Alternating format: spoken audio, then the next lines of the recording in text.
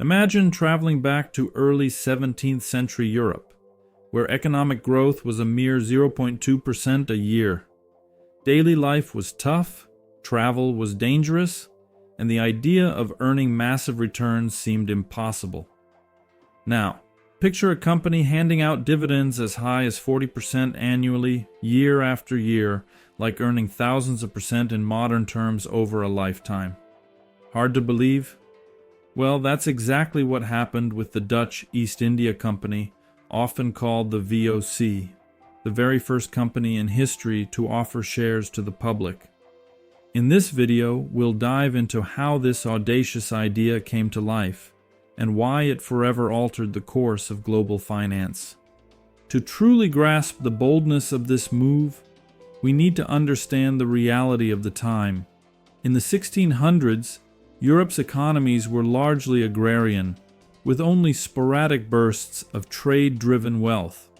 Average annual GDP growth has been estimated at around 0.2 to 0.3%, meaning most people never saw drastic improvements in their standard of living.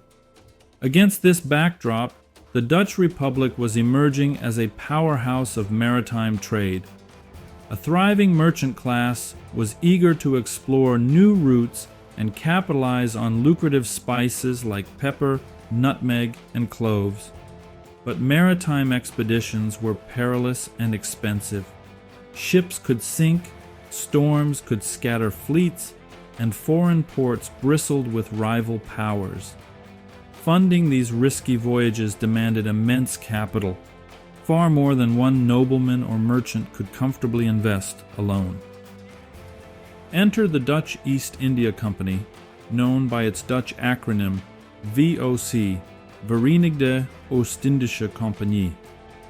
Founded in 1602, the VOC received a charter from the Dutch government granting it a 21-year monopoly to trade in the East Indies, modern-day Indonesia, and surrounding regions.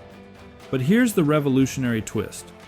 To amass the vast sums needed for ships, crew, provisions, and security, the VOC offered shares to the public, effectively creating the world's first initial public offering, IPO.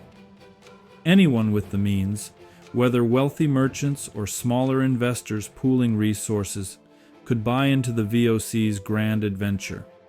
In return, they would be entitled to a share of the profits, the now famous dividends.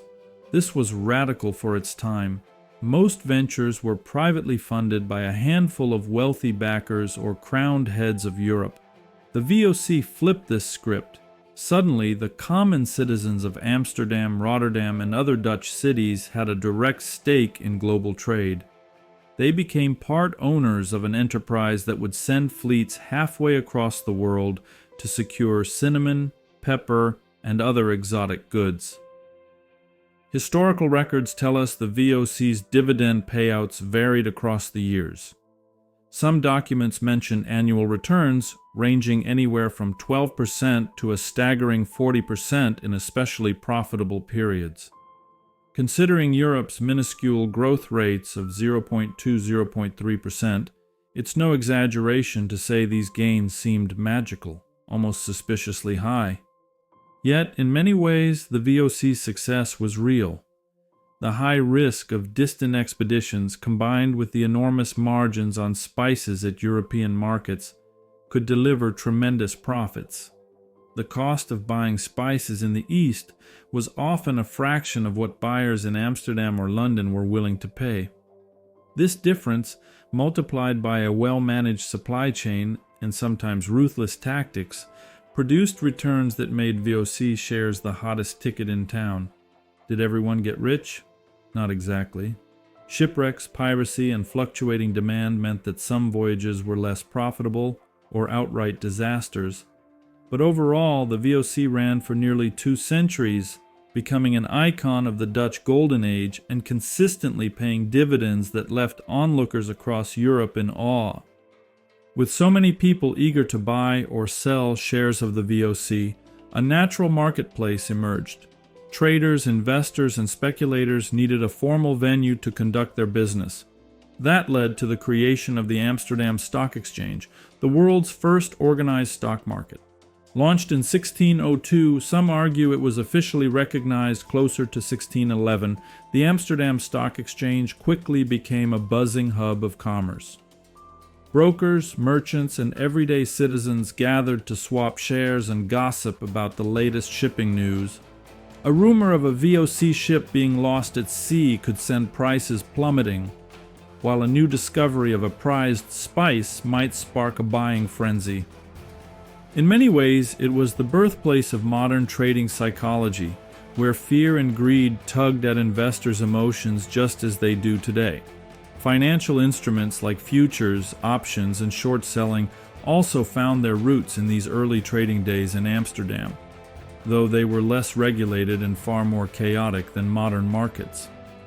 The VOC's revolutionary idea of inviting public capital influenced countless other endeavors. Soon other countries took note. The British East India Company adopted a similar model, as did various colonial ventures seeking to spread out risk and reward among a wider base of investors. This shift allowed for faster mobilization of resources and gave rise to a new class of individuals who made fortunes not through nobility or inheritance, but by shrewd investment decisions. Over time, the very concept of a share in a joint stock company became central to the building of wealth and the expansion of global trade. Without the VOC's precedent, modern capitalism might look very different today. Of course, the VOC's story wasn't all roses. With wealth and power came exploitation and conflict. Indigenous populations in the East Indies often faced harsh treatment. The VOC, supported by the Dutch state, used military force to secure trade routes and eliminate competition. Meanwhile, speculation and market manipulation became a recurring problem. Some unscrupulous traders spread false rumors to swing share prices. Still, from an economic history perspective, the VOC's biggest legacy is the birth of the publicly traded company. It showcased how pooling public capital can fund ambitious projects, but also highlighted the importance of transparency and regulation to protect investors from fraud. If you've ever invested in the stock market, or even if you've just wondered about how to raise capital for a big idea, the roots trace back to this moment in history. The system of publicly issuing shares, paying dividends, and forming regulated exchanges are all direct descendants of that first audacious move in early 17th century Amsterdam. And if those 40% dividends sound too good to be true, they highlight just how dramatic the returns on high-risk ventures can be, particularly in unexplored markets and times of transformative change. So the next time you glance at stock quotes or consider buying shares in a tech startup, remember the story of the Dutch East India Company. The spirit of adventure, risk-taking, and innovative finance that defined the world's first IPO still echoes in every modern trade.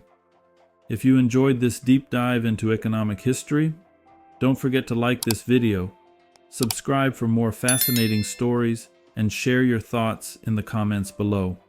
Which other historical financial milestones would you like us to explore next? Let me know and I'll see you in the next video. You can also support us on Patreon, link below.